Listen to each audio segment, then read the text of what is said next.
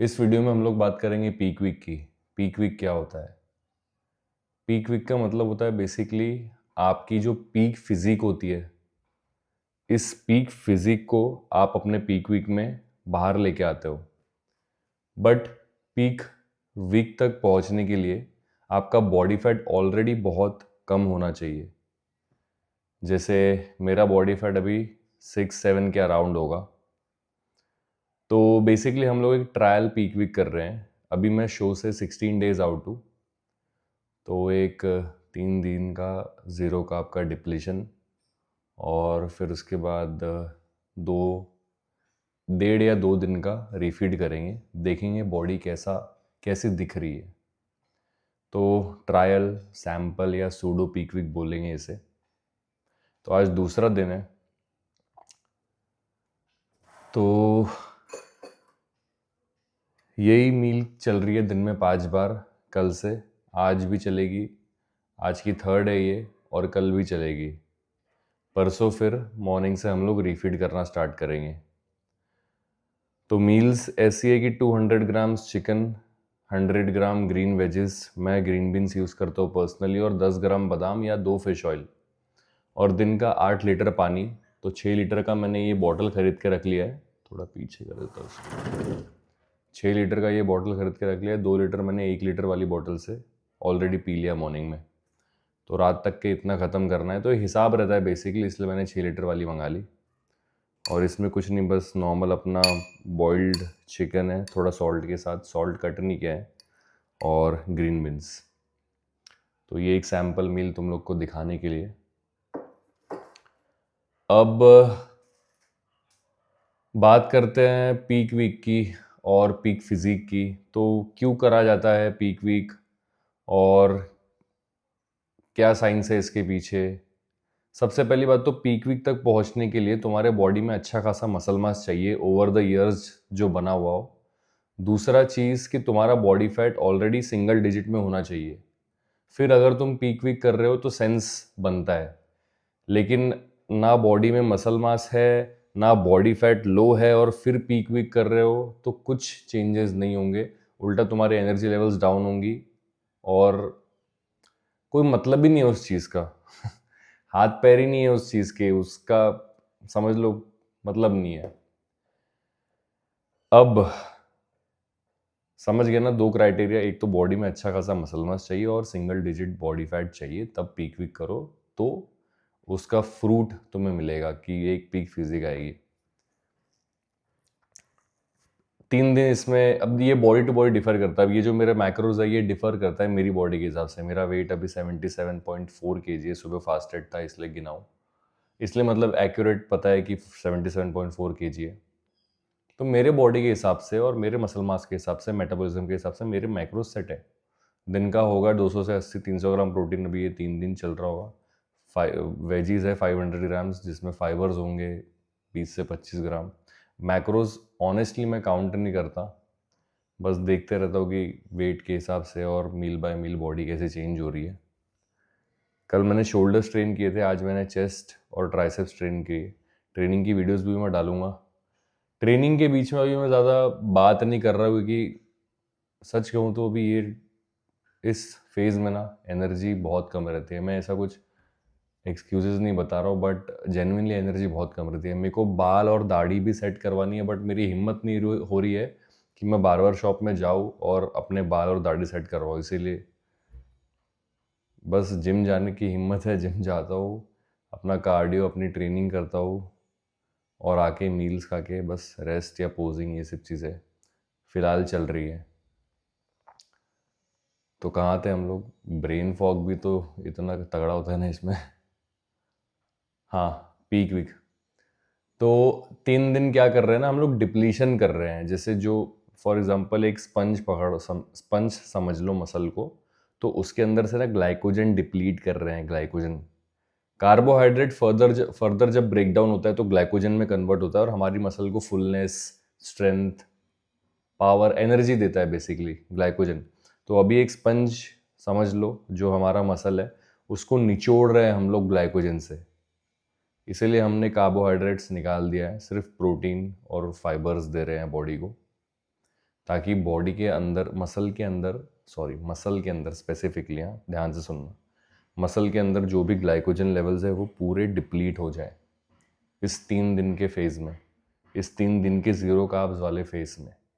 सिर्फ प्रोटीन जाएगा ताकि मसल ब्रेक डाउन ना हो, जो ऑलरेडी मसल है, जो ये स्पंज है, ये कम ना हो। हाँ, ये सूखेगा ज़रूर, ग्लाइकोजन लेवल इसके अंदर के सूखेंगे ज़रूर, बट ये हमें उस मसल को बचा के रखना है, उसको कंजर्व करके रखना है, इसलिए हम लोग प्रोटीन इतना दे रहे हैं। फाइबर्स बाउल मूवमेंट के लिए, जो ग्रीन बीन्स है, ताकि पेट खराब ना हो, डाइजेशन अच्छा रहे, है ना, थोड़े से माइक्रो न्यूट्रिएंट्स मिल जाए, तो इसीलिए ग्रीन बीन्स है, उसमें ग्रीन वेजिटेबल्स है।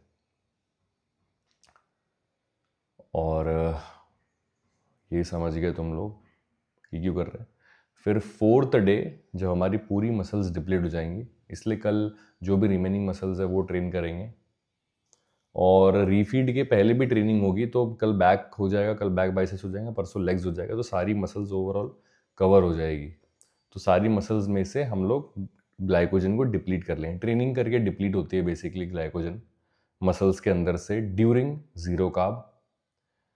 तो जब रिफीड करेंगे तो मसल जब ऐसी स्पंज जैसी पूरी सूख जाएगी, तो जैसे हम लोग रिफीड करेंगे, मतलब कार्ब्स देंगे बॉडी को, तो वो जो जो सूखा हुआ जो स्पंज है, ऐसा पूरा मुरझाया हुआ, उसके अंदर जाएगा। उसको समझ लो कि उसको पानी में डाल दिया एकदम से, कार्ब्स वो पानी है, तो जैसे ही उसको डुबोएंगे तो वो एकदम से फूलेगा, तो मसल की फुलनेस दिखेंगी। मैं सारे लुक्स दिखाऊंगा तुमको।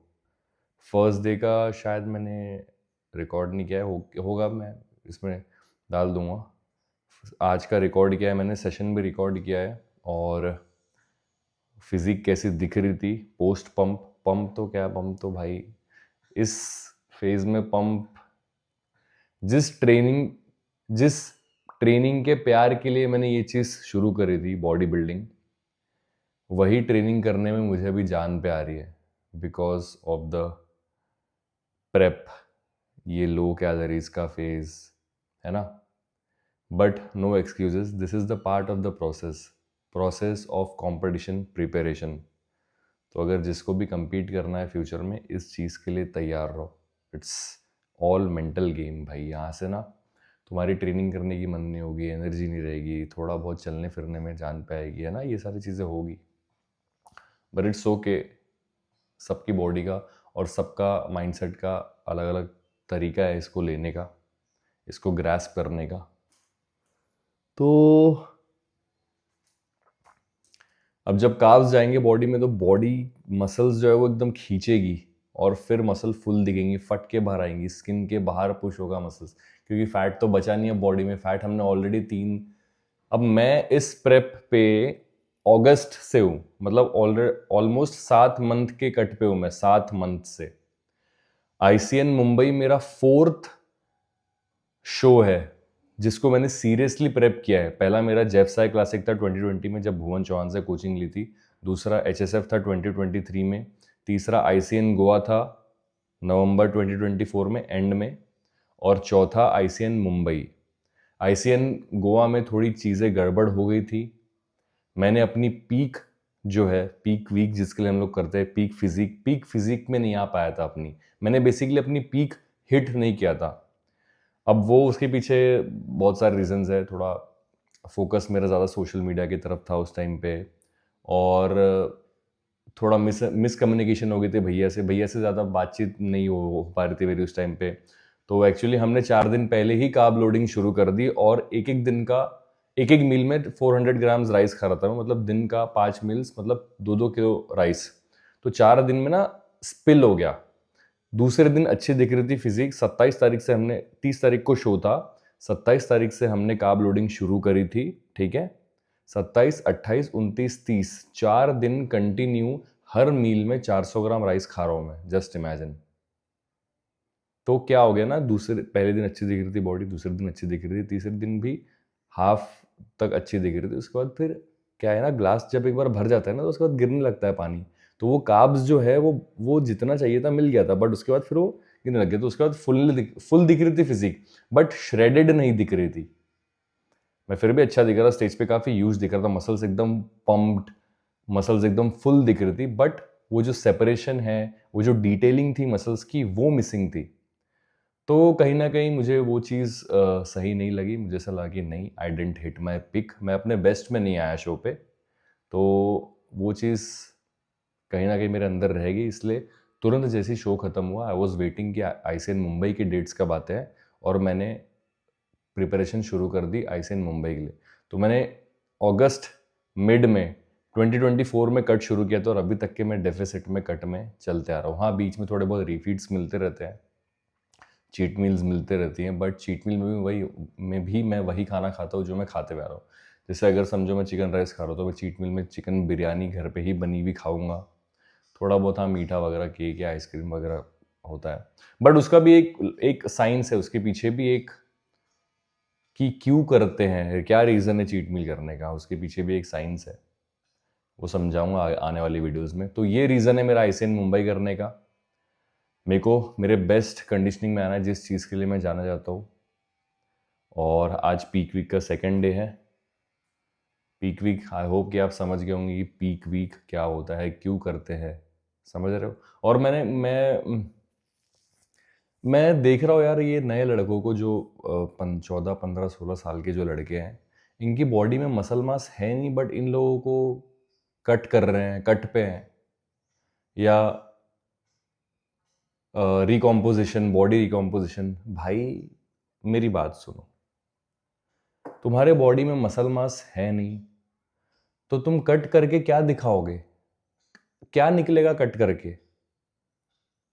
सोचो ना इस चीज को, थोड़ा सोचो कि भाई मैं जीरो कार्ब्स पे हूँ, मैं कट कर रहा हूँ, मैंने कार्डियो बढ़ा दिया है, मैं कार्डियो कर रहा हूँ, मसल तो है नहीं तुम्हारी बॉडी में, तो तुम कट करने के बाद क्या दिखाओगे लोगों को।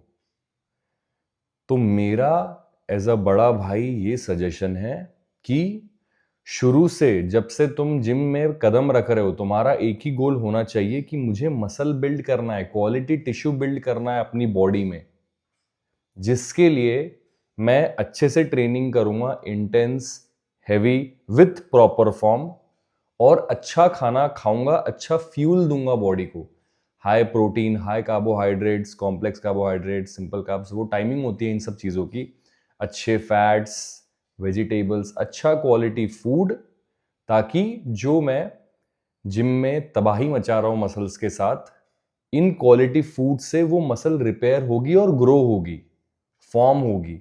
और जितना अच्छा खाओगे, उतनी अच्छी तुम्हारी मसल्स, सेल्स की लाइफ होगी, क्वालिटी होगी।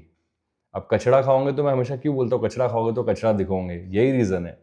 अगर मैं गंदा खाना खा रहा हूं, तो मेरी सेल्स भी उस गंदे खाने का फॉर्म लेगी। At the end of the day कहाँ जा रहा है वो खाना, सेल्स फॉर्म हो रहा है ना, मसल्स क्या है, सेल्स फॉर्म हो रहे हैं ना। तो अच्छा खाना खाऊंगा तो अच्छे सेल्स फॉर्म होंगे, कचड़ा खाना खाऊंगा तो कचरे सेल्स फॉर्म होंगे। तो भाई जितने भी बिगनर्स हैं, मेरी हाथ जोड़ के विनती है तुम लोगों से, मसल बिल्डिंग पे फोकस करो स्टार्टिंग के टाइम पे, कट बल्क ये सब नहीं। तुम शुरू के 3-4 साल तुम्हारे लिए सबसे बेस्ट साल है मसल गेन करने के लिए। जस्ट लाइक अ बेबी, एक जब बच्चा पैदा होता है तो स्टार्टिंग के ईयर्स में कितने अच्छे से ग्रो करता है वो, है ना, पहले 1 2 3 साल में। सेम तुम्हारी बॉडी है, सेम तुम्हारी मसल के साथ होगा जब तुम जिम में नए नए कदम रखोगे। तो उस फेस को वेस्ट मत करो ये सारी चीजें, ये सारे चोचले करके। अच्छा खाना खाओ, अच्छी ट्रेनिंग करो, एंजॉय करो, ऐसे ही मसल पैक कर लोगे तुम। यही किया है मैंने अभी अभी। अब मेरी बॉडी उस लेवल पे आ गई है कि अब मुझे अगर मसल गेन करना है तो प्रॉपर बल्क करना पड़ेगा, और अगर कट करना है तो प्रॉपर कट करना पड़ेगा, है ना। बट तुम्हारे साथ ऐसा नहीं है। तुम एक्चुअल में इन 2-3 साल में एक्चुअल में बॉडी रिकॉम्पोजिशन कर सकते हो, क्योंकि वही एक फेज होता है, मुझे ऐसा लगता है बिगनर का, बॉडी रिकॉम्पोजिशन का। एक एडवांस लिफ्टर के लिए बॉडी रिकॉम्पोजिशन कंसेप्ट है ही नहीं। He has to go extreme, an advance lifter. उसको या तो मसल गेन करना है तो बल्क करना पड़ेगा, नहीं तो कट। खैर चलो, काफ़ी बात हो गई आज के लिए। तो पीक, आई होप कि तुम पीक वीक समझ गए, मेरा पर्सनल गोल समझ गए कि मैंने आईसीएन गोवा से आईसीएन मुंबई का डिसीजन क्यों लिया।